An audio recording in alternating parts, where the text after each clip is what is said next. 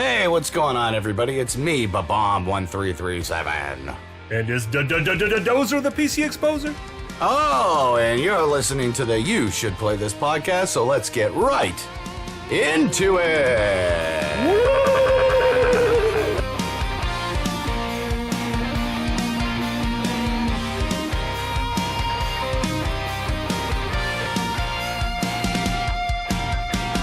That's a scary turkey noise. That's I don't know how I feel about that. Oh my goodness. That's Ghost Turkey. Dozer turkey. That's horrifying. That was scary. I've started off the podcast scared. I'm so scared. Hey, what's up, everybody? How's it going? Welcome to the podcast show. Boy, make sure you check us out on Facebook, Instagram, Twitch, and YouTube at You Should Play This, and on Twitter at Should Play This, and of course, always at www.youshouldplaythis.com. All right, now that we get that fun stuff out of the way, that's easy, that's fast. We get it out of the way fast. Just go there, subscribe, click, do all that stuff, tell your friends about it. Tell your mom about it. You know what? Go out and get your grandma an email address and sign her up for it. So, take multiple email addresses and just continue to sign up. James, I'm working injured tonight. I thought I'd let you know. Ooh, what happened? I went out to eat before I decided to start shooting this. I went out with my friend Oljai, and we stopped at this awesome Vietnamese restaurant. So the food's so good, but we ordered some good stuff, but we also ordered, as an appetizer, some fried wontons. And, the first one I bit into, it was like scorching hot oil in my mouth. Ooh. Very first bite. So now I've got blisters on the roof of my mouth, which I'm not super psyched about. And I'm sure they were laughing at me as soon as I took that bite. I'm sorry. As well they should have. I should have waited. I should have been less of a beast. But I was hungry. So I powered through it. It didn't really slow me down that much. I kind of continued to do it. I just would take sips of water as I was eating it to cool it down. Let's get into the Geek Week, Phil, and then we can get into our topic of the day. So let's just shoot right into the Geek Week, Phil. Ready? Woo!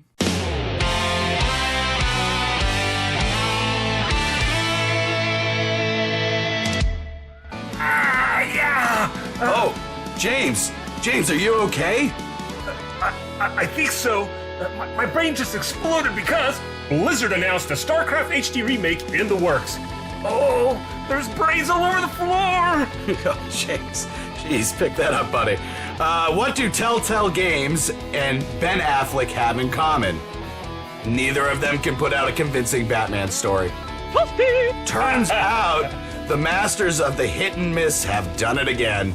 Just stick to The Walking Dead. You can give those fans anything as long as it's not the original storyline, and they'll buy it. I swear they will. Overwatch players reached 15 million. Blizzard Activision reported that this is the highest active players that have ever been with them at a whopping 491 million monthly active players.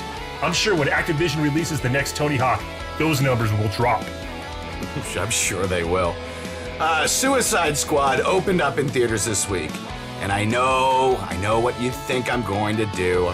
You think I'm going to say things like, it got a lower score on Rotten Tomatoes than the new Ghostbusters movie. And that wasn't even because of keyboard terrorists. It was a genuine bad score. Or something like, the plot made no sense and Warner Brothers hasn't made a good DC movie since 1992. Or say something like, Will Smith has the acting ability of a... Hey. Say what you want about the movie, but you leave the Fresh Prince out of it. I'm sorry, James. I'm totally sorry. You're right. This has been your Geek Week, Phil. And that might be news to you.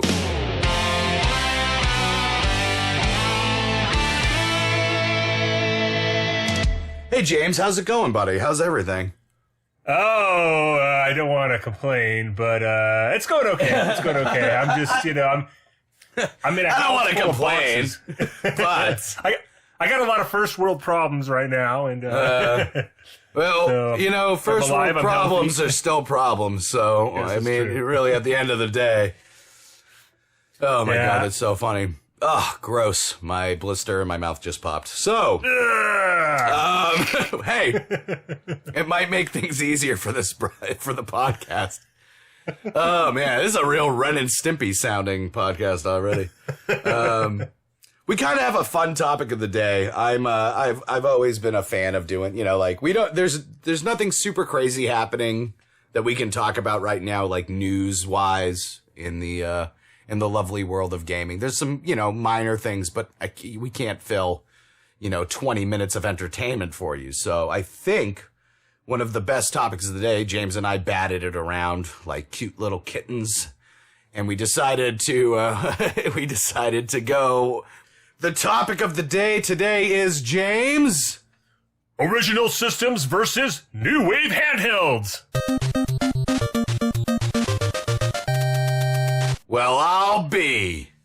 You know, there's a lot to be said about the way an original system plays something and then their handheld version that other companies have made afterwards. I know a lot of people buy these handheld aftermarket game systems, and we're going to be focusing on 2 systems and 2 handhelds. And the idea is we're not saying like, we're not using like, an example would be like the Nintendo versus the Game Boy. That's not how we're going with it. So we'll get right into the first concept, and we're going to go through the pros and cons. The Super Nintendo Entertainment System, which amazing system, 1991 was brought to the United States. It's one of the highest selling systems Nintendo's ever put out. It's one of the most consistent and best gaming system. And mine I've had since launch. Was a Christmas present, and it still works. And it still works, no problem. Yeah, many a times when you have Nintendo fans, they ultimately, I mean, it's probably my favorite system. I mean, it's pretty much everybody's favorite system when you talk to a real Nintendo fan. I mean, it goes between that and Nintendo 64. I know a lot of people are big fans of Nintendo 64 as well. GoldenEye. Yeah, GoldenEye, I mean, GoldenEye could just be a system on itself. That was such a legendary, system. Yeah, like you could just have a GoldenEye system, and I think people would be like, yeah, the Nintendo 64 was cool, and the Super Nintendo was cool, but the GoldenEye system was pretty much the best system. It just played GoldenEye, and it had 4 controllers, so it was awesome. Yeah. That would be great, so maybe Nintendo should make that. But the system that we're talking about, the Super Nintendo Entertainment System, made by Nintendo, versus the Super Boy, which is made by Hyperkin. So let's look at the pros. Obviously, the easy pros and cons are it's not portable or it's portable. So having a portable system is kind of cool. But you know, also the con of not having a portable system. So there's your first take. Not every single game is going to work in an emulator system. Of course not. And with these kind of systems where it's like, we made it, we put it out, there's no online connectivity, we can't fix anything, you can update the BIOS, but it's not always going to update the way you want it. And in order to update the BIOS, you need to get a flash card, plug it into your computer, find the website, download the BIOS, write it onto the card, put it onto... Okay, so that's a huge con. Because I don't want to do that. I want to buy something out of the box and then plug my game in and play it. Well, the Super Nintendo, you're never going to have a problem like that. Obviously, the system, every single game that's made for that system is made for that system, and it works. Unlike an emulation system where every single game made for that is, you know, it might work, it might not. It's a weird processor. Nintendo's done a lot of stuff to, like, make it so you can't play their games on other things. With all the technology that we have, we figure we could get to it, but I mean... Yeah, I was going to say, like, Nintendo's notorious for that. I mean, they're very controlling. I mean, they're the whole 90s, when you looked at the big console wars that were going on, they were very controlling of their content and who was writing games for their systems. Oh, yeah. And, you know, and on top of it all, like, they were monsters when it came to trying to defeat competition. I mean, if they weren't so brutal and more accepting of other companies, NEC would have a system still today, I think, really. The TurboGrafx 16 was like one of the coolest systems ever, and you know, it just got beaten to death by Nintendo's massive grip. So one of the cool things about the Superboy, I noticed, it's got a really high lifespan rechargeable battery. That's kind of a neat thing. And like, now I actually own a Superboy and a Super Nintendo. My Superboy sits on my shelf more often than not, though. I'm not gonna lie. I find it to be kind of clunky, because once you put a cartridge into it, you're like, wow, this is a lot bigger than I wanted it to be. You know what I mean? Yeah, you can't. It seems like putting a whole cartridge in there, though, it would just increase the mass of the whole thing, or I don't know. It feels like it'd be a very uncomfortable controller to hold. Well, it really is. And another thing that's really weird is they had this really strange concept. So there's one control port on the side where you can plug a Super Nintendo controller into it, and you can play 2-player with somebody. But it's incredibly hard to play 2-player with somebody while you're holding. You got to like kind of tilt your body one way so the other person can see what's going on. And then they're just, can you move your thumb? I can't move. No, I'm trying to hit the button. But we're playing Double Dragon. I can't see. Well, you got to. So it's kind of hard for people. Yeah, so weird design flaws right off the bat. Like, if you were just going to make it a portable system to play the games, that'd be one thing. But you're like, oh, well, we're going to make it 2-player so you can play with your buddy. It's like, well, that's not going to work really well. And a lot of people playing handheld stuff, they're going to want a system link process, and that's not what you did with it. You cheaped out, and you wanted to put a controller to it. In order for me to play 2-player on my Super Nintendo, however, just plug in another controller. Yeah. That's it. I don't have to worry about his sight or my sight or vision being thrown off by that. And, I mean, so that controller, I've never put my hands on the Superboy, so it doesn't plug into a TV set. You can't, I mean, I know it's got the little screen on there, but you seriously just can't plug it into a TV? You know what? I don't know if it can. I'll look at it. I don't think it can plug into a TV set. I mean, I'm just looking at the specs on the site, and yeah, it just says a 3.5. Compatible full NSS controls and video audio out on a regular TV screen. So I wonder. Yes, it's got an AV out, so you can play this on a television. You can plug it into a television. So that alleviates some of the problems if you want to plug it into your TV. But sometimes these old console games, they were designed on, using old analog TVs. That's how they hooked up. The resolution was much different. So adapting these games to a high def screen sometimes can alter the gameplay as well. I mean, you're still going to be putting it through a regular AV connection, so it's going to come in letterbox. Oh, okay. It's not going to show up HD. It's not going to stretch. So, I mean, that's how the new TV, that's how my old systems work on my new television. The only reason I have the ability to stretch them or put them in HD is because I have that HD processor that I run all the systems through.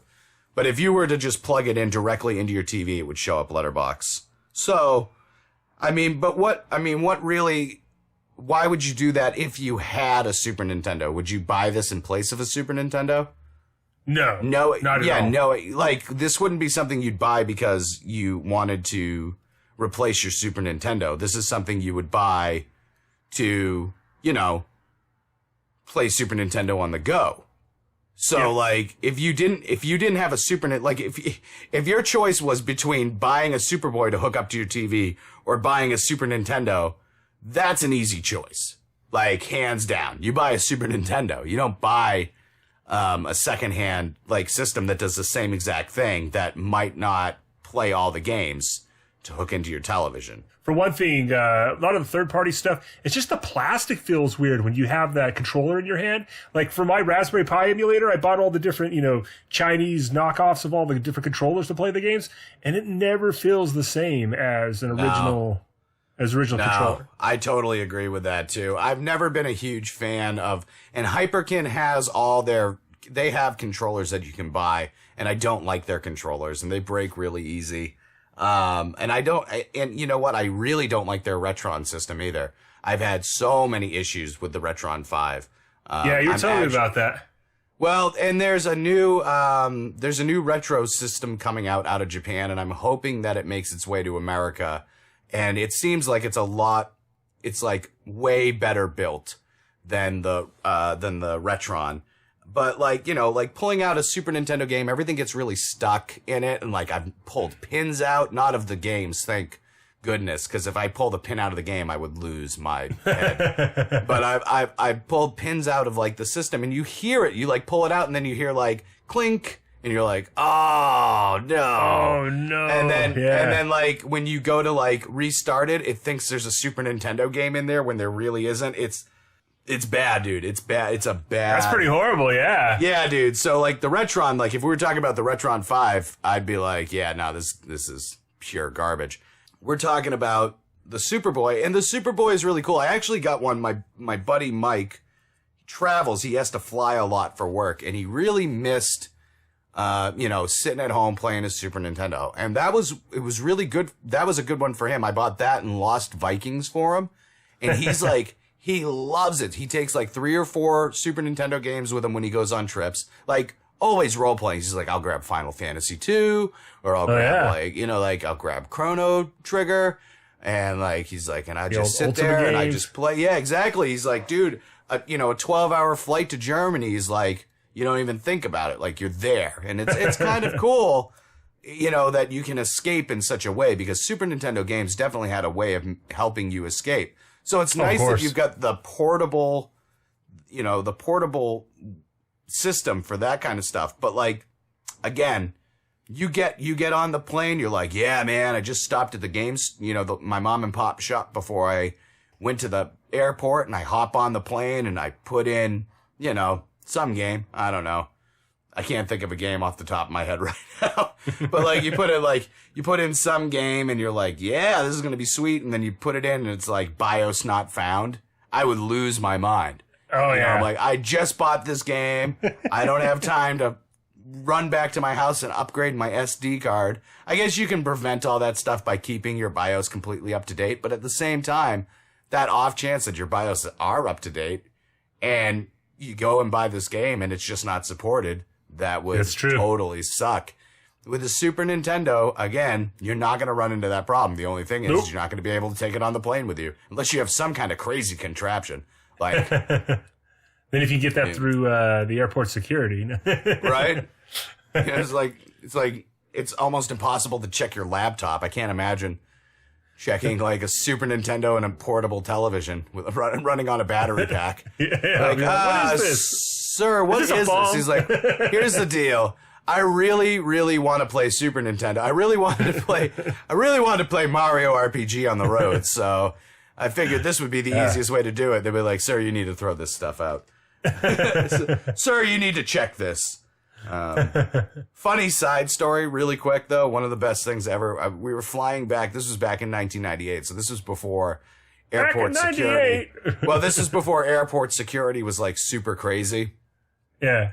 It was still a little bit more lackadaisical.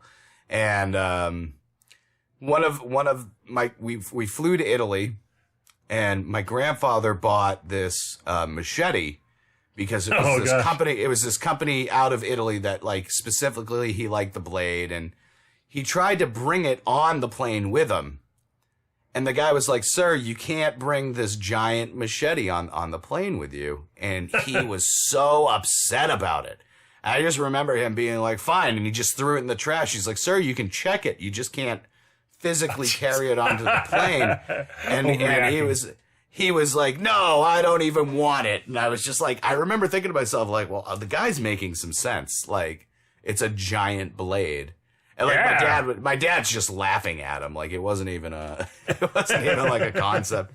Fun trip. I want to go back to Italy. We should go to Italy. Italy's great too. Dude, I've been there several times. I've never been to like Venice or anything, but I've been to Rome a few times. And Venice was smelly. Anyways, okay, back on topic. So if I was to rate the system and do a clear winner between these two, I'm gonna go with the old school no matter what. Like I can talk about the specs on both system. The screen size. The screen size doesn't really matter. It's a great screen. I'll be honest with you. It's awesome backlit and all that stuff. None of that stuff comes into play. When it comes down to it, it's playing the games the way the game was decided and this is, I'm probably going to go both ways on this. Like, I'm going to say the same thing about the next one as well. Although, I don't know. We'll talk about it when we get there. But the truth of the matter is playing the game on a screen on a Super Nintendo with a Super Nintendo controller, I feel like that's the right way to play it. Yes. And I don't feel like taking a portable system and making it into something else. Now, if Nintendo designed it and it was like they went back in time and they made a portable Super Nintendo, I might have a different opinion on it. But since other companies got their hands on it and try to make it, they can't do that. You can't replicate what, you know, like a handheld Super Nintendo. A handheld Super Nintendo is technically a Game Boy Advance. It's technically the same thing. And a lot of the games that came out on Super Nintendo came out on Game Boy Advance. So you can get quite a few of the games. You can't get Mario RPG. You can't get, like, you know, Chrono Trigger. There's some games you can't get. Well, maybe you can in Japan, but you can't get them here. And the point is that, well, I mean, if I'm going to go and I'm going to play those games, I'm going to play them on Super Nintendo. And you can find Super Nintendos. They're still around. You can pick them up used. Super Nintendos are like between $30 and $50, depending on what condition they're in, and they always work. Yep. And you can get them. That's it. They're great. And the Super Boy is like, what was it, like $80? Oh, it was a little cheaper than that, but it was still, yeah. I think it was $70. It's $69.99. Yeah, but still, I mean, you're still getting $79.99 from Hyperkin. I'm looking at it right now. Huh? Oh, I'm looking at GameStop and I'm looking at Amazon, and Amazon's got it for $67.95 plus $3 shipping and handling, or their list price of $79.99. So if you go into a mom and pop shop to buy it, you're going to spend $80. If you go to GameStop where they bought too many of them accidentally, you're going to spend $50. Did you say? $69.99.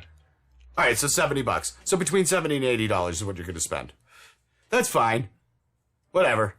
It is what it is. Yep. Another system that was huge back in the Dizzy, that's what we used to call it. We were street. The Dizzy. we were quite gangster, as you are. Another system that was very popular and took a lot of hearts and almost won the System Wars back in the day. Imagine if they did. Oh my God, I had this system and I loved it. The Sega Genesis, man. Yes. 16 bits. 16 bits of power. Yeah, Sega does what Nintendo don't. What a campaign. What a campaign. Man, those guys, I'll tell you, man, they were ruthless. They really were. Like, their marketing campaign was like, we saw what Nintendo did to all these other companies. We saw what they did to Atari. We saw what they did to NEC. And they were just like, Nintendo sucks and we're cool. And Nintendo's like, we're a family organization. And they're like, nah, dude, we're Sega. We're wicked cow. And that was literally like their marketing campaign was like, yeah, Nintendo's like, and you know, like it kind of bit them in the ass at the same time. Oh, yeah, of course. Because it scared parents. Like parents were like, dude, these commercials are insane. Like, my kids are not buying a thing where they're like guys beating themselves on the head so they can see color, making fun of Nintendo products. Like these guys are the first system bullies, you know, even though Nintendo really was, but they started it and they just had better tact. Sega just, when they took the gloves off, Sega was just like belligerent, you know, with their attacks. Nintendo, yeah. Right, and we went over it in an episode, like, the Sega Genesis didn't even come close to outselling the Super Nintendo or the Nintendo. No. But it's still, like, that was the dog in the race. Yep. You know, so they had, it was the best competitor they had. Now, we can talk about the Sega built system, the Sega Nomad, which was a handheld Sega Genesis. And we're not gonna get really into that too much. All we're gonna say is that if you weren't next to a wall socket, so it really wasn't a portable system in this. Yeah. If you weren't near a wall socket to play your Sega Nomad, you had to insert like I think it was it 8. I don't know. I didn't do any research on it because I didn't want to talk about it really. But I knew somebody was gonna be like, well, what about the Nomad? It was too many batteries with a dyingly quick battery span. Like you'd be playing it. The modern day lithium ion battery too. You got to realize, like the Duracells back then were like half the power they are now. So I mean, and even now when you're doing it, no good. Like I have a Sega Nomad, and well, all right, we were just really drunk and we wanted to see how long it took for the things to burn out. So we loaded all of them up. We loaded the Game Gear up. We loaded the Nomad up. We loaded the Game Boy Advance, the regular one, not the SP. The SP had a charger. And we turned them all on. And the next morning, my Game Boy was still on. The Nomad was dead before we went to bed, and that was 4 hours. Wow. And the Game Gear was still on, but it was off when we woke up in the morning. By the way, we're like scientists, in case you're wondering. We're state of the art. Like this was real. This was genius at its best. So the Sega Nomad doesn't even last 4 hours with modern day batteries. Imagine what it was like when it was released. Yeah. It was probably the worst thing ever. Just imagine that you're like taking your paper out money when you're a kid and you just barely got enough money to get one of these. And then you, instead of buying the good batteries, you bought the crappy batteries. So just think you probably burnt more batteries thinking you were going to save by buying the cheap ones. I remember when we got the Game Boy, my dad went to like whatever Dollar Tree was called at that point and bought the big old bag of batteries. And we were just like burning through them. Like he's like, you need another 4 batteries? The clicker's been fine for 2 years. And yeah, Dad, I need another set of batteries. I got to beat Beetlejuice. Which is a great You Should Play This episode. So we're talking about now the Sega Genesis versus the At Games Arcade Sega Genesis Portable. Yeah. Sega Genesis made by Sega. The At Games Arcade Sega Genesis Portable made with Sega, but by a company called At Games. Now, so it has the Sega logo on the box, but it's not Sega who built it. It's not Sega who built it, but Sega lent their trademark to the product. Okay, so it's kind of like Sega will lend their trademark to any product at this point. To be fair, yeah, I mean, that's what people do when they're desperate for money. I mean, it's like this is the George Foreman toaster oven. Hey, yeah, I love that. By the way, I didn't. Or the grill, I guess, but just it's my George Foreman toaster grill. I can grill burgers. I can grill burgers real good, and then I can make some toast. So it's his name, but he didn't build that thing. He didn't design any of it. George Foreman can barely build a cheeseburger. He can't. I can't imagine George Foreman. I got nothing but respect for the champ. But my goodness, George Foreman, like that guy. No, he didn't build the grill, obviously. I don't think he wasn't sitting at he didn't design it or anything. He wasn't sitting at home one day and was like, you know what? Like, Georgette, come in here for a minute. I want to build the grill. Him and his like 18 kids named George. No, like this was just something that Sega lent their trademark to and said, here, you can use it. And, I'm sure Sega had some kind of an approval process on it as well. Like they made it and like, Mark, the intern, had to go down and play it before they put it in a box. He's like, Mark from Sega. He's like, yeah, it's cool, whatever. My dad's like, just wanted me to have a summer job. So just, and, so Mark, the intern, gave it a thumbs up. And so here's what we do. We look at the pros and cons of this. So the pros are it's a portable system. The cons for the Sega is that they're not. So we get that out of the way. That's the obvious double flaw. Portable systems are always going to be a cooler concept. Just because it's nice to have something on the go. But where you end up losing, right off the bat, you can't plug a cartridge into this. That sucks. Yeah, everything's like preloaded, but does it have everything's preloaded? Now they got some great games on there. They got tons of games on there. That's for sure. And the fact that they've got all 3 of the Mortal Kombats on there, that's a big sell for a lot of people. They got Sonic the Hedgehog 1 through 3 with the Knuckles expansion. They got Sonic Spinball, which is actually one of my favorite. I love pinball games. I don't know what my obsession is with them, but I love Sonic Spinball. I think it's a great game. And they've got a lot of. They got Golden Axe 1 through 3. They've got Streets of Rage.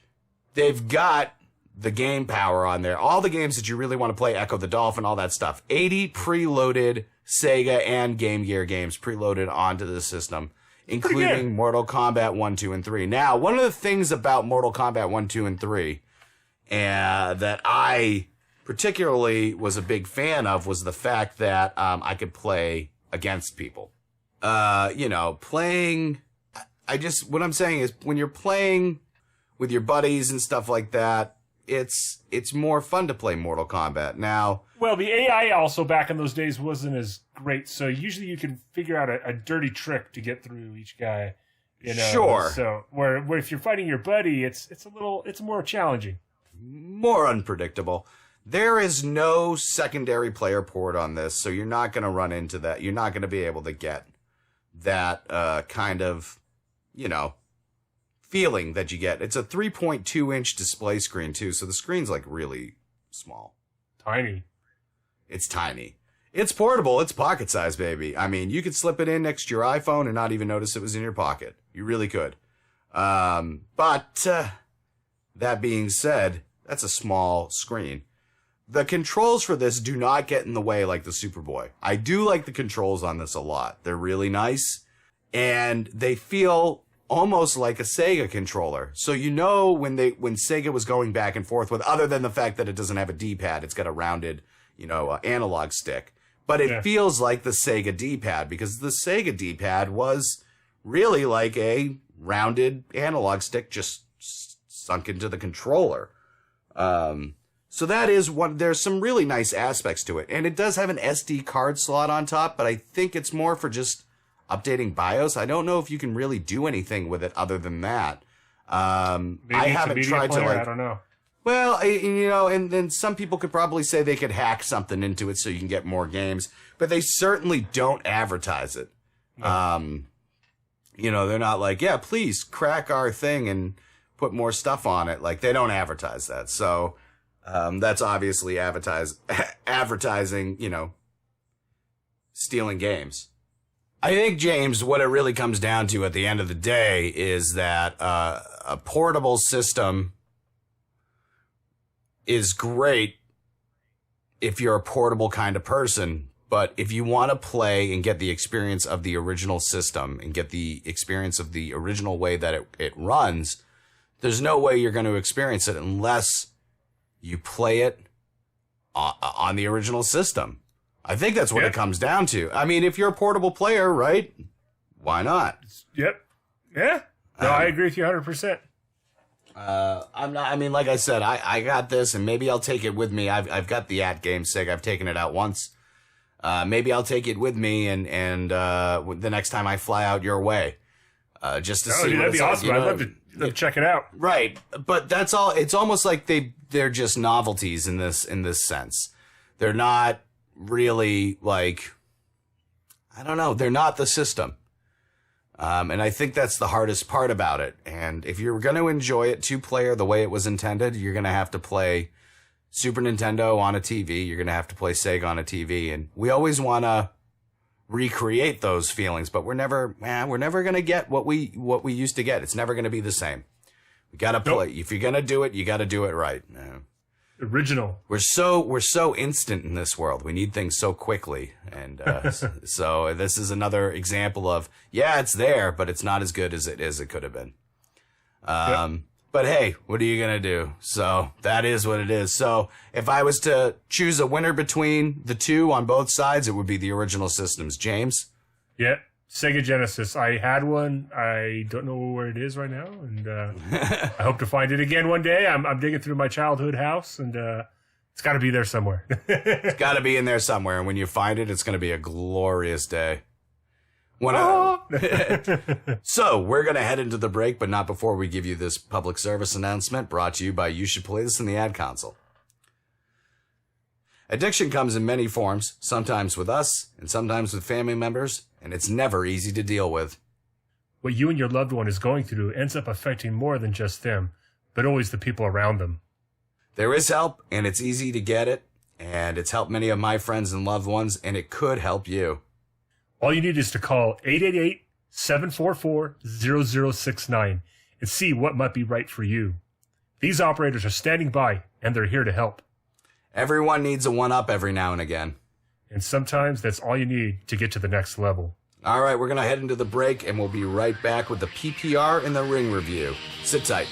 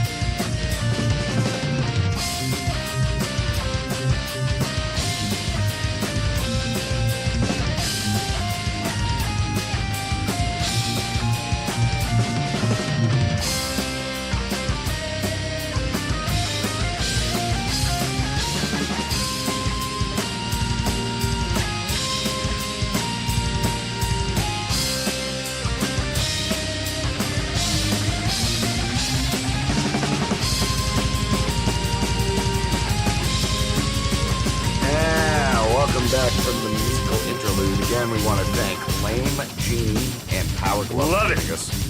Great music for every single podcast that we're on. And anytime we ever have a different band on, we'll definitely let you know who they are and where to get their stuff. But Lame Genie has a band camp. Yeah. I just headbang the entire, when we're like taking a little break where I'm doing my thing and you're doing your thing. I'm just headbanging the whole time listening to this music. Right. The weird part about you headbanging the whole time is you can't actually hear the music. So that's kind of frightening. Are you okay? Are you all right? Hey, you broke my ruse. No, you just broke the fourth wall. How Deadpool of you. No, I mean, like, dude, their music's awesome. Oh, yeah. Lame Genie, you can check them out at Bandcamp, bandcamp.com/Lame Genie. And of course, you can check out Power Glove at their Bandcamp and their iTunes store and on Spotify and all that stuff. They're all over the place. Power Glove, awesome band, and Lame Genie, awesome band. And thank you again so much. We will say it every single episode. Yeah. Let's get right into the PPR. That's where we pick a game, we play a game, and we review a game, and we do it for you. This week, James, the PPR is Forced, the slightly better edition. Which comes to a shock to me, that it's slightly better, because I would love to see what the first one looked like. Forced. Well, this game did come out in 2012, so I mean that's when they were kind of alpha and betaing it, so that year. So it's been in the works for a while. Yeah, and also, I mean, the reason why we picked it up this week, like I said last week, we had a lot of full-price gameage going on. This game was on sale, and it's been on my wish list. And, well, it's made by Beta Dwarf Games. And Forest is a challenging 1 to 4 player co-op arcade action RPG with puzzle and tactical elements. Cast as slaves in the toughest fantasy gladiator school of them all, you will face deadly trials and huge creatures. But Balthus, your spirit mentor, will guide you in your quest to break the chains off. So let's talk about this game a little bit. All right. When I saw the way this game was, I didn't think it was going to be like, like every single iPhone game you buy now. You have to get 3 stars on a level. Yeah. And then when you get the 3 stars, I mean, you can move on without the 3 stars, but it's the best way to unlock the next group of stuff. Yep. I didn't know that this game was going to have that element to it. I feel like that's a really cheap thing to do in a game, is instead of giving you the ability to get experience and level up that way, the only way you can move forward is if you beat some really awkward trials. I feel like that's they were pretty awkward. Some of them were awkward. Some of the trials were like, beat the level boss in 8 seconds, or clear through the level within. And now the thing is that you can't do some of these things until you've beaten 7 levels and you've got enough power through the stones to go back and then get another, like you find yourself continually going back and forth, and I feel like with that aspect, it loses a lot of challenge to the game because you're able to blow right through the easy parts of the level. Like beating a level is not hard. And one of the things, a lot of the reviews that I read on it were like, this game gets really tough. At not one moment while I was playing this game did I feel like the game got tough. I felt like the game got aggravating because you couldn't beat their challenges without going through, like, jumping through hoops. Yeah, unnecessary. Well, yeah, I mean, there's a difference between making a game challenging and making a game monotonous. And I just feel like they did it. Now, as far as like a lot of the stuff went, like the idea of the game, it's a cool idea. I mean, oh yeah, the storyline's pretty cool. The character concept's cool. The ability to choose like your type of fighter before you go into each battle, that's pretty neat. I mean, there's a lot of really cool aspects to the game. But why don't we just get into the ratings and we can run down why. Let's do it. Yeah, why we think it is what it is. James, we'll start it off with graphics. James, what'd you give the graphics? I gave it a 7. You know, this is definitely, they're good graphics. I'm not sure if this was DirectX 9 or 10 or whatever, 11, sorry. But, you know, I thought this was just kind of like kind of slapped over a Diablo 2 shell. It was very nicely done, but, you know, it was just average to me, a little bit above average. Nice design, but. Yeah. I mean, I gave the graphics an 8, and that's a very high score for the graphics, but the graphics themselves actually impressed me. I didn't look just at, like, the concept of the shell. I looked at the surroundings. I think they did a really good job. Oh, for sure.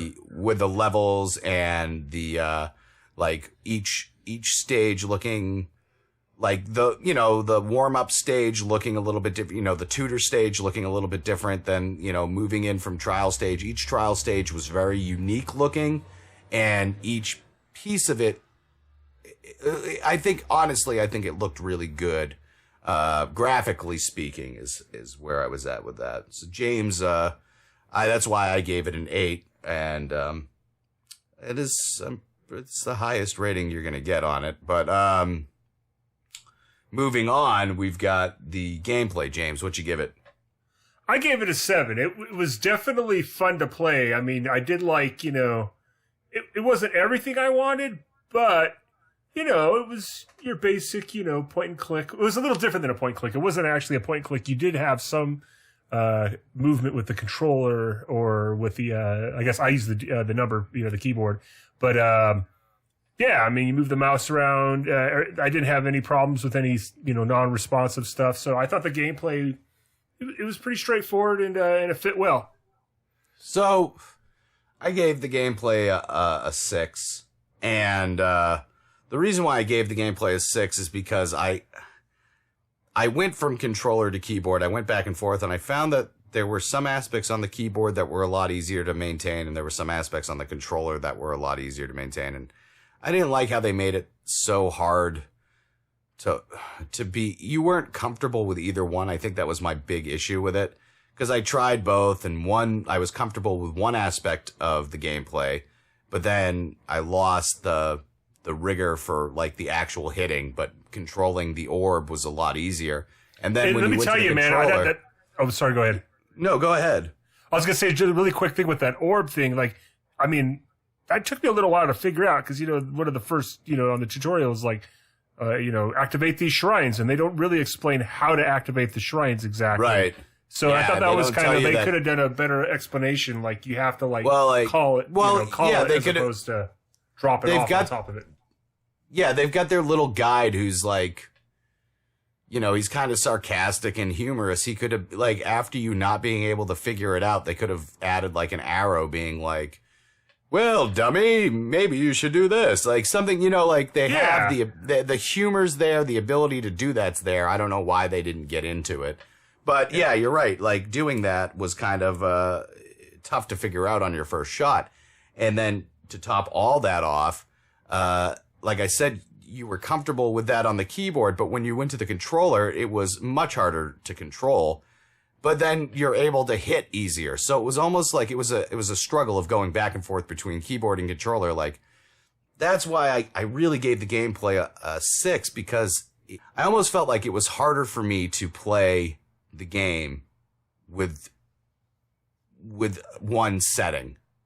It didn't work for me.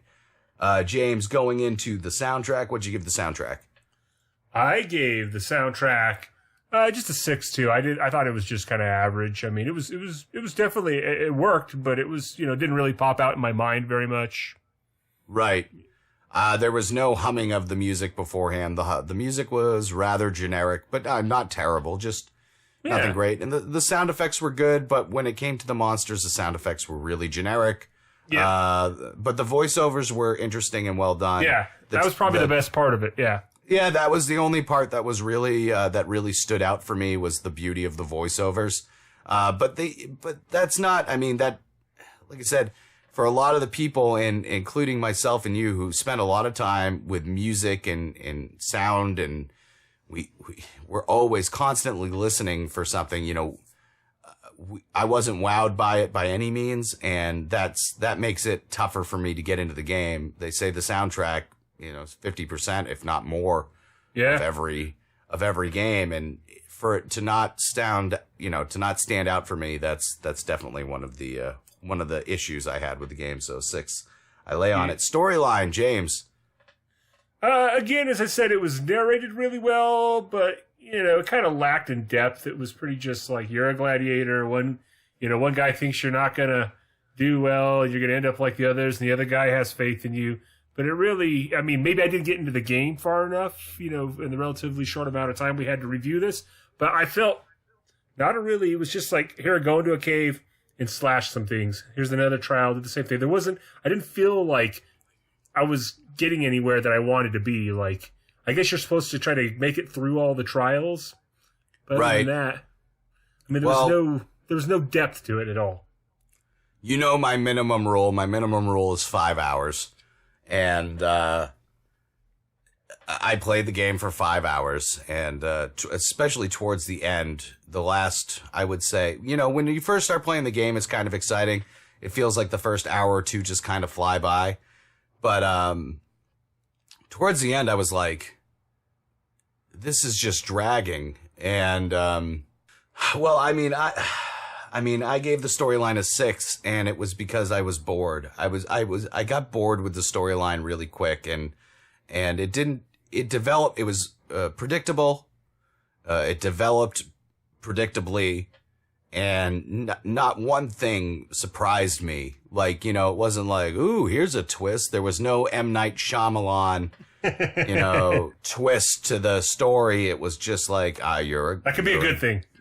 Yeah, well, M. Night for sure.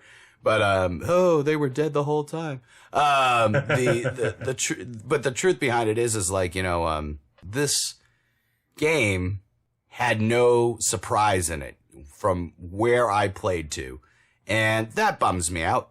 Yep. I wanted a little something more to it, but it is what it is. Storyline straightforward, so that's why it gets a straightforward 6. Multiplayer, James. Now, you probably did multiplayer more than I did, but from what I saw of it, I thought this was probably the best part of the game. I gave it an 8. Yeah. I felt they did a good job with the multiplayer, and I think I would enjoy playing this more on multiplayer mode than the single player version. So the campaign, right? Which is the opposite of the original Diablos, where I mean Diablo multiplayer is a blast. Don't get me wrong, but playing the original Diablos, I really enjoyed playing it single player. And when you're playing this game, you really do get that Diablo feel. It's interesting. I really almost feel like the dynamics and gameplay were set up way worse on that concept. I by the way, I gave the multiplayer an 8 as well. I feel like all that stuff was set up, just worse. I played the new Ghostbusters game, and I feel like they had a better leveling up system than this one. Yeah, I just didn't like the way the game played when it came to that. So I think I got really stuck on that. But when you're playing multiplayer it was almost like, yeah, all right, I got some other people playing with me, and this is like some good stuff. I can actually get into, fighting, getting some of those crystals that I need to get to advance in the level. And, I mean, but the fact that I have to do that in order to get further into the game kind of bums me out, because we don't all have friends. But so the best part of the game, really, when it came down to it, was the multiplayer. The graphics were gorgeous too, but at the end of the day, James, what did you give it? I gave it a 6.8. That's not bad. I gave it a 7.2. Huh. Well, I mean, it really leans on being just a straight 7, but I really feel like the multiplayer and graphics helped out the score a little bit more. Yeah, I mean, don't get me wrong. If like you said, hey, dude, let's do a game night, let's play this game, I'd be like, okay, cool, let's do it. Like, I wouldn't be disappointed, but I definitely don't see myself rushing back to this game anytime in the near future. No, and if it makes you feel any better, James, I will never call you over for a game night with this game. Okay. I promise. I will call you over to play Outlaw Golf on GameCube before I call you over to play this game. Nice. It's just that game was kind of funny. But let's get down to the point where it could have been so much better. And the thing that kind of kills me about the game is almost like a self-fulfilling prophecy. When you see it, you're like, oh, Forced, the slightly better edition. The only thing forced was me playing the game. Yeah. At the end of the day, making it to that 5-hour mark that I have to make it to in order for me to review a game, or I don't feel like I've done a good job, it felt forced. And that's exactly what that game is. It's unfortunate too, because it has a lot. I hope these dudes really rethink the way they do the level up system and put out another game. Yeah, and maybe fix some of the control problems too. And I would say fix more of the controller side. I think it was probably more, from what I was reading on the forums, it was more harder for the controller guys to control the orb than it was for the PC guys to learn how to control the character correctly and fight better. Yeah. Well, I mean, it just wasn't as good as it could have been. That's what it comes down to. It got kind of an all right rating for me. A 7.2 is good. I mean, some games, the game itself isn't terrible. I'm not like, no, yeah, well, 7 is a good score. Yeah, I'm not saying it's an abomination. It's a good game. It's just there's a lot of problems with it that I hope they start to fix. Yeah, and eventually they will. And you know what? Especially after listening to this podcast, they'll fix it right away. I'm sure they're. Oh God, James, I'm sure they're waiting with bated breath. They're just sitting there like, oh, what are the "you should play this" guys going to say about this game? Like they give a crap. Clark, get on that coding right now. Recode that. Jump! Holy crap! Jump on that. We got to make it more like every other game. Well, and here's the thing: is as we say it and we're comparing it to really good games. It's not fair to compare things to unbelievable games. But in this instance, when you're making a game that's supposed to be like those games, it is fair to compare it to those. Oh yeah. I'm not it's not something that I think is bad. It's it's just, I don't know. I just don't feel like it's as good as it could have been. And I hope they make another game, and I hope, because I'll get another game. I will. It's you're not going to stop me. It's not like the Mighty Number 9. I'll never buy a game like that again. I would say we could review that game, but I'm in fear of giving the lowest score to something that's obviously deserved of a lower score. Oh. I can rate that game right now for you right now. 0. It's the worst game I've ever played. It's not even a game. It's already rated. Worse than E.T.? Dude, I'll play E.T. for days over that. Seriously, dude, Shaq Fu had better controls than that game. It's been a while since I brought up the Fu. Still haven't gotten my game yet, guys. James and I would like to throw another public service announcement brought to you by You Should Play This in the Ad Console. Everyone needs a helping hand from time to time. We don't always possess the ability to answer big questions on our own. When you are hurt and confused by what happens around you, sometimes it's hard to see the light at the end of the tunnel, but believe me, there is one. If you're like 1 in 4 people in the world, you suffer from a form of depression, and you are definitely not alone. To get help, it's as simple as calling 800-273-8255.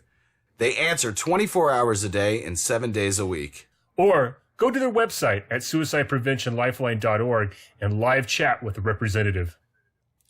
Everyone needs a one-up every now and again. And sometimes that's all you need to get to the next level.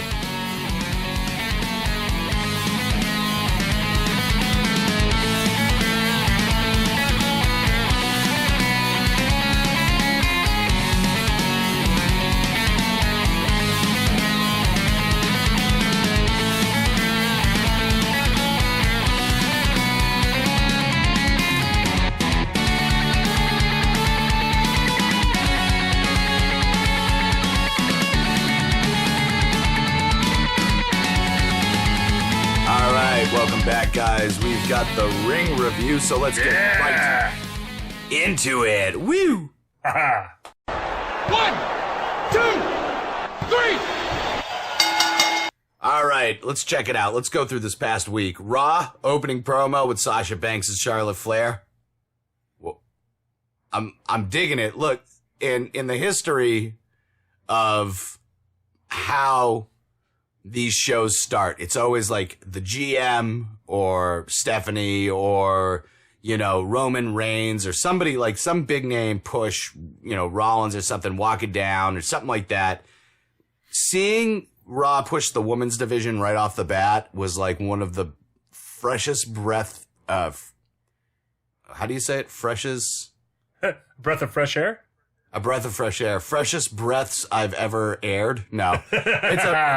It's quite a breath of fresh air, without a doubt, no question. Oh yeah, Sasha I mean Banks, it's awesome what they've been doing with the women and pushing it in wrestling. I mean, and I'm so glad. Like, this is just all side note stuff, but obviously, so glad they dropped the concept of the Divas division. That's a load of garbage. Yeah, and so happy that they're calling it the Women's division, because the Divas division it sounds like a marketing ploy, where the Women's division sounds like a legitimate organization. So that really makes me happy, makes me really excited to see all this stuff. So Charlotte Flair comes out and Sasha Banks out there, and they're doing some mic work, and you can tell they're a little timid at first. And they've got a really rough, it's hard to open a WWE event. It doesn't matter who you are. It's very hard to open a WWE event.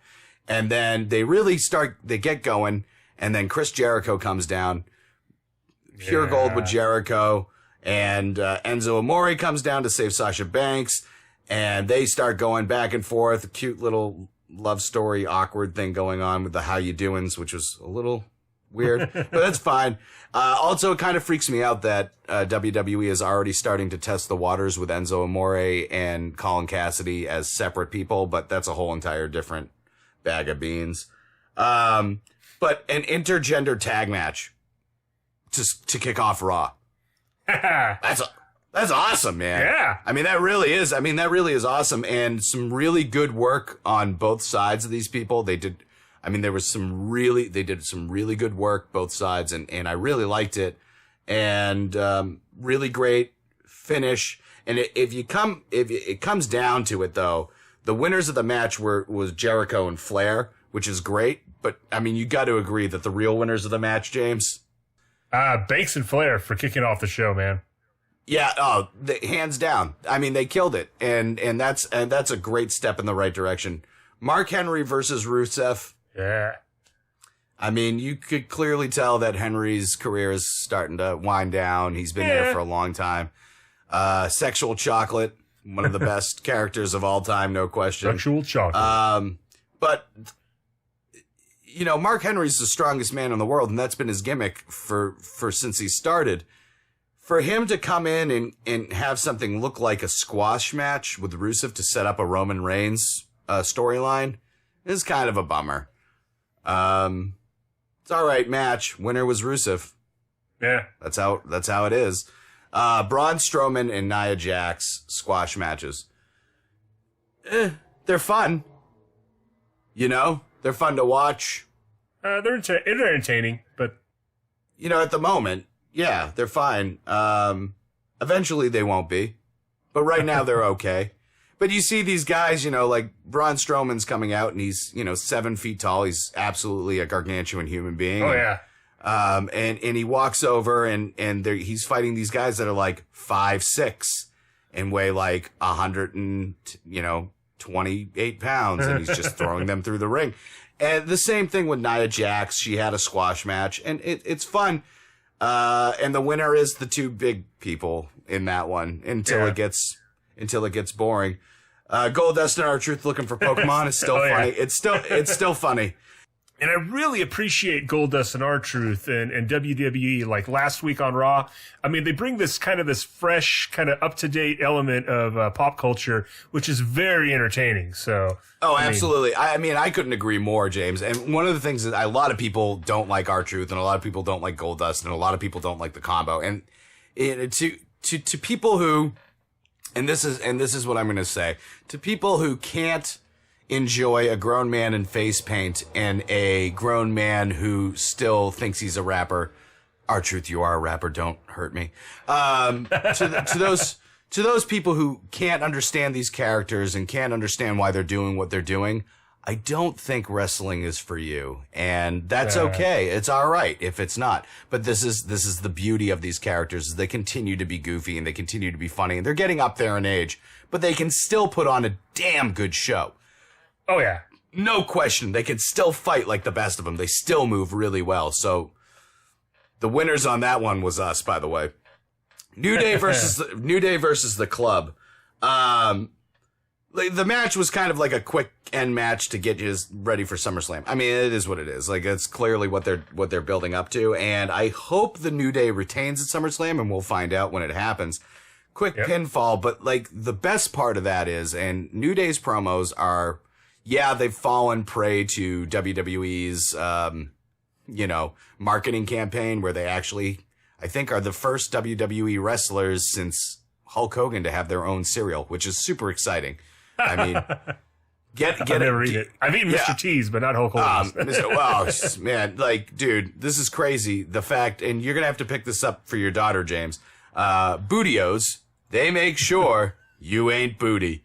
But the hilarious promo at the beginning with having to be able to pick who was in the match, and they had the banana and the oranges, and they almost connected them like genitalia. That was hilarious. And they brought him so close, and then they went, no, we can't do that. We can't do that. It's going too far. Finn Balor dominates Seth Rollins in his promo.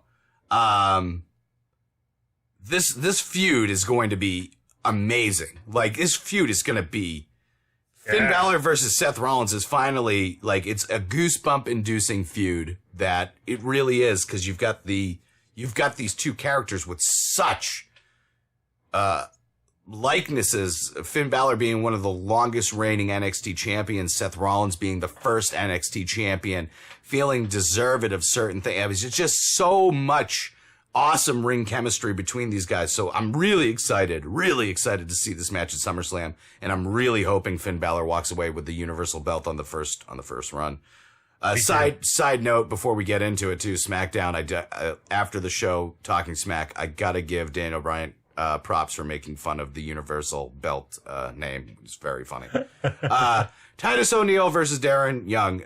Here's the deal. These guys used to be great tag team partners together. They didn't really move very far. Darren Young got injured, and Titus O'Neil ended up doing some other stuff in between and getting suspended for touching Vince McMahon for whatever reason. It's the stupidest thing ever. Vince McMahon does not like certain people, and that's just how it works. But it was a good match. One of the biggest problems with that match, James, who the hell was the bad guy? Like, who is the heel in this match?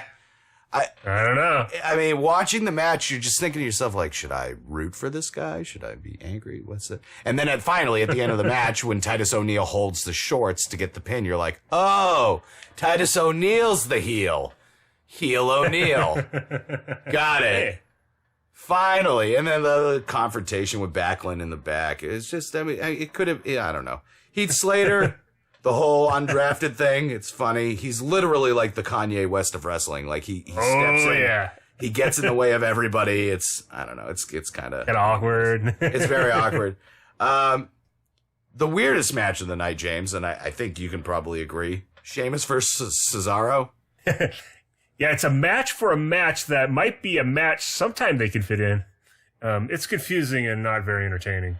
Yeah, no, so the winner was Cesaro, I guess. Yeah, I guess. The last match of the night, which clearly wasn't the main event, but Rollins versus Zayn, great match. Both did really well. I think Zayn, if he starts dropping this underdog from the underground gimmick, he might have a much better push. I really liked it. Rollins gets a clean win with a pedigree. Winner, Rollins. Main event, as far as I'm concerned. My name is Paul Heyman. Paul Heyman could sell a ketchup popsicle to a woman wearing white gloves. No question. Paul Heyman is one of the best mouthpieces that the wrestling universe. He can make anybody believe anything. He's so good at pushing the envelope, and I love listening to him talk. He's the mouthpiece for Brock Lesnar because, let's face it, Brock Lesnar can't cut a promo. He can't do it. Brock Lesnar is a gigantic man beast, and he's there for one reason and one reason only, and that is to crush human beings. Now, yes, as Paul Heyman explains to the WWE Universe how great Brock Lesnar is, telling them how he's the only man to beat the streak and everybody boos, and he still gets a pop for that, and I think it's amazing. The fact that he can do it, Randy Orton comes out of the crowd. Randy Orton RKO's Brock Lesnar. Hashtag from out of nowhere. It's amazing. Yeah. It's not something that you would expect. The crowd goes crazy. The whole place electrifies.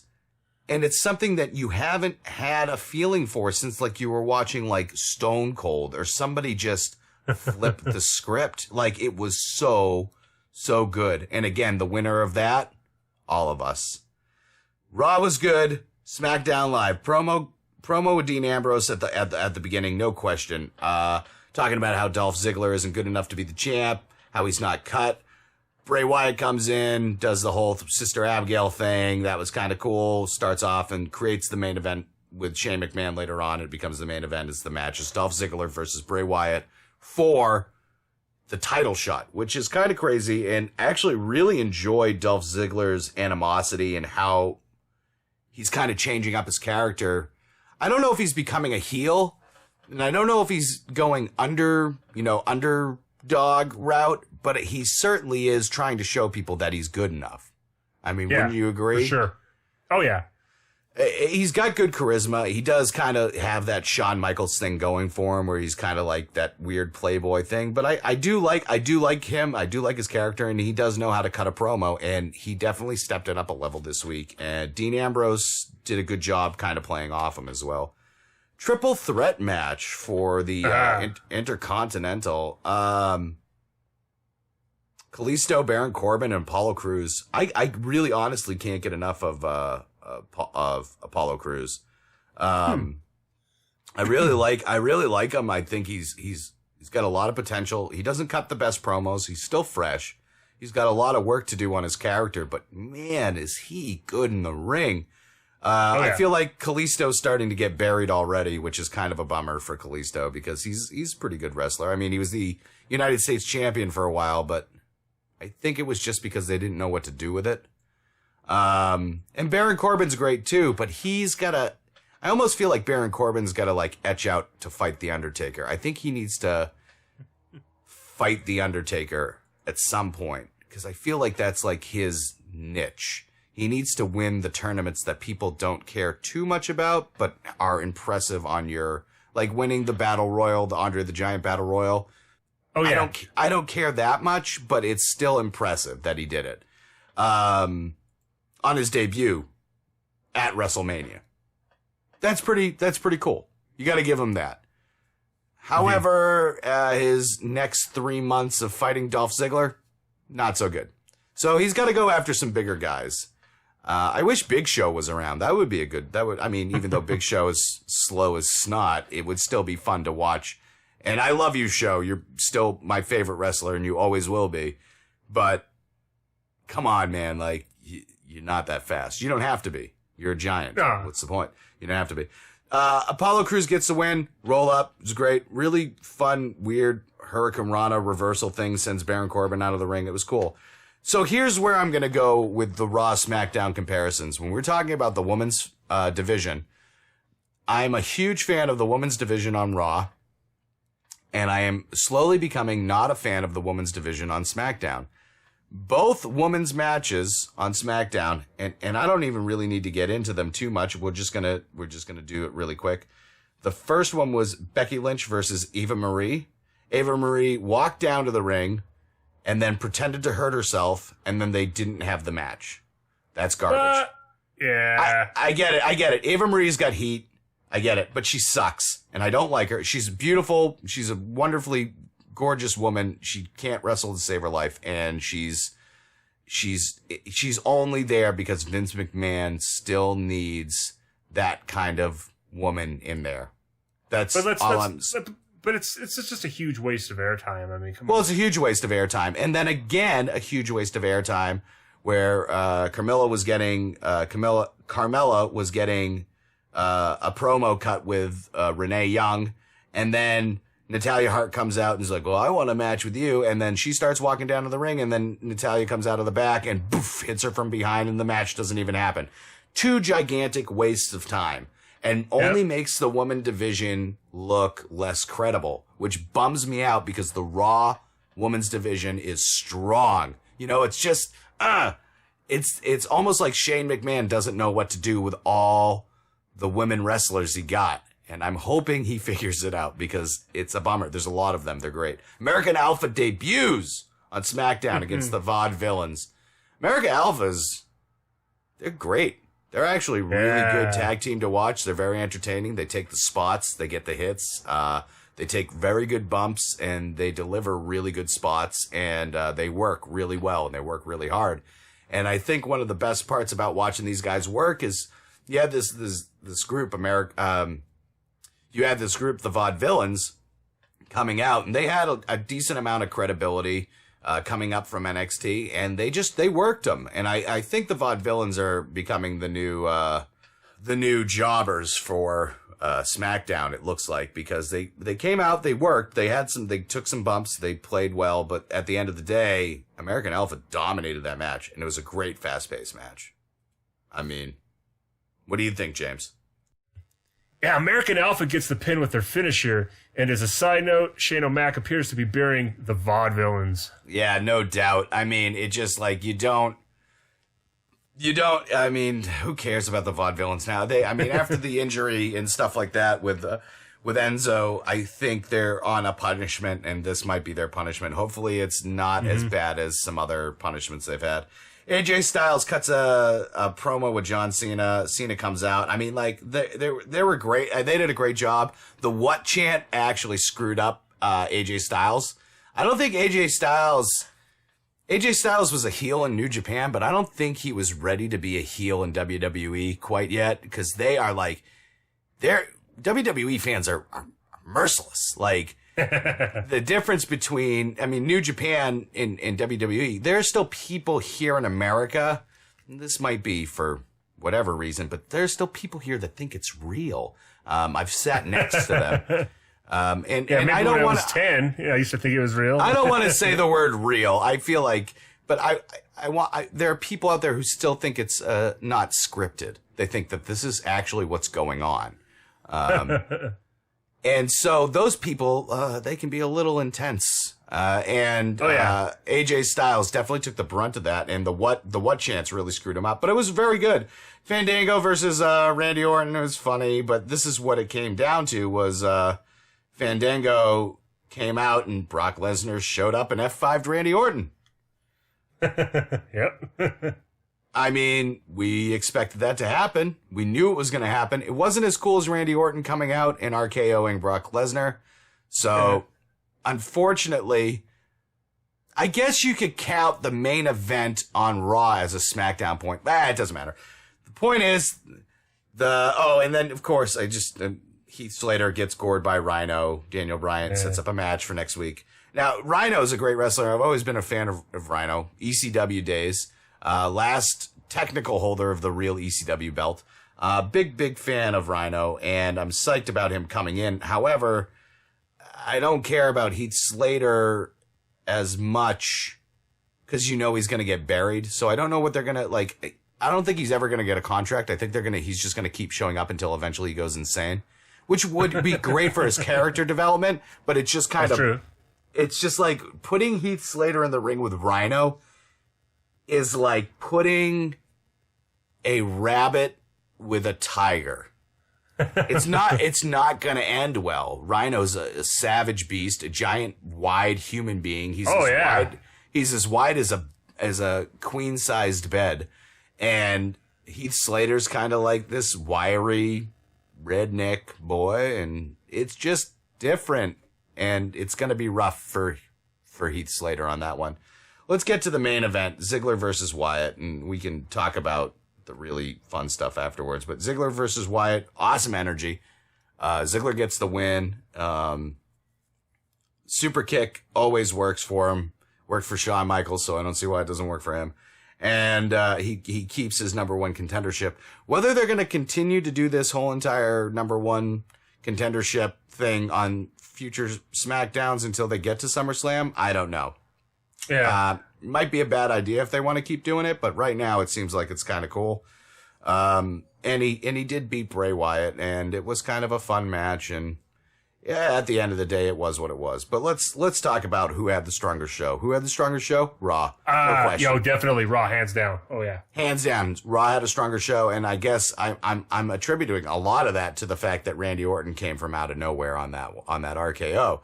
At the end of that show, that sent me into goosebumps. It got me excited. Now, let's talk about the fun part of this because we got to wrap up in a minute. So let's just get into this. Randy Orton versus Brock Lesnar. These two have never seen each other, have never gotten face to face, have never fought in a WWE ring.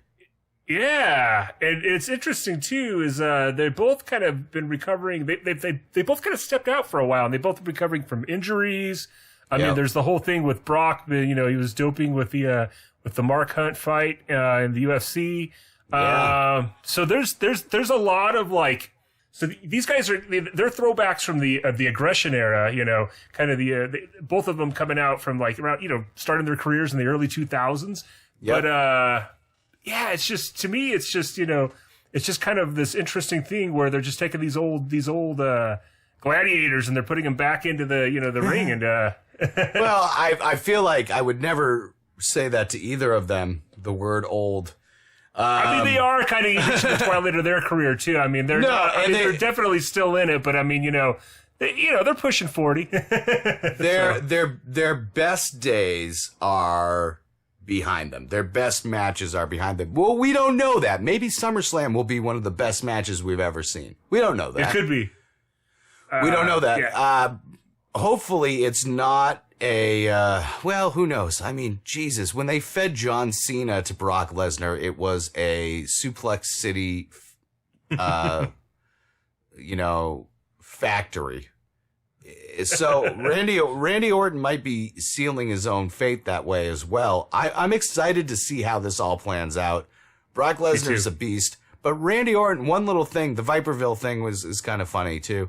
But one little thing about Randy Orton that a lot of people don't think about is Randy Orton's fast, and Randy Orton's beaten some really top players in the game. Yeah.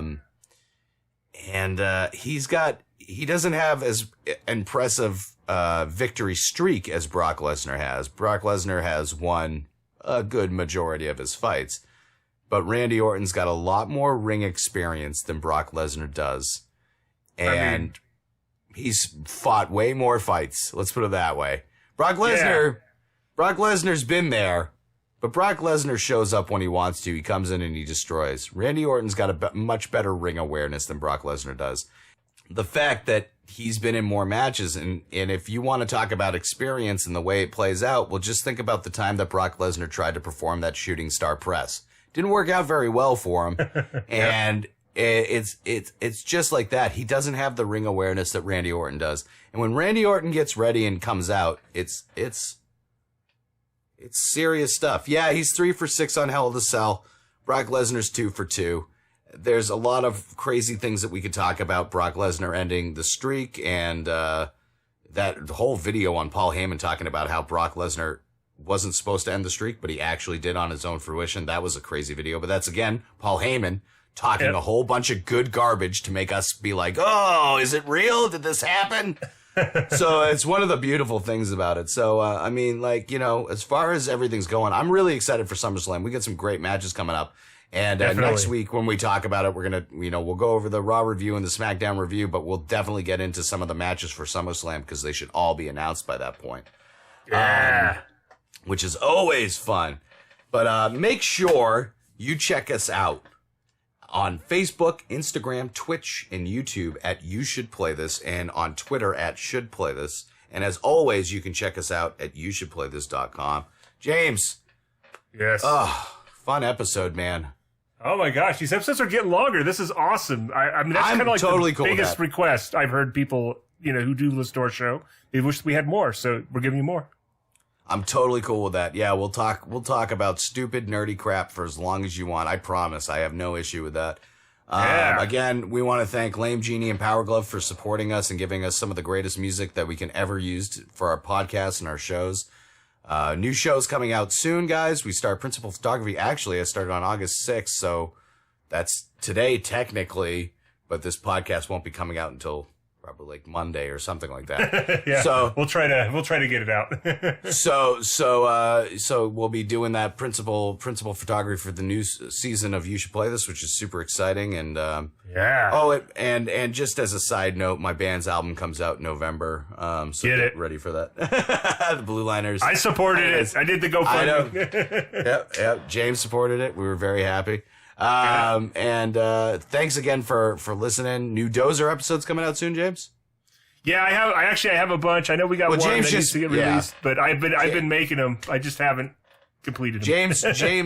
James just moved, so you know, give him a break.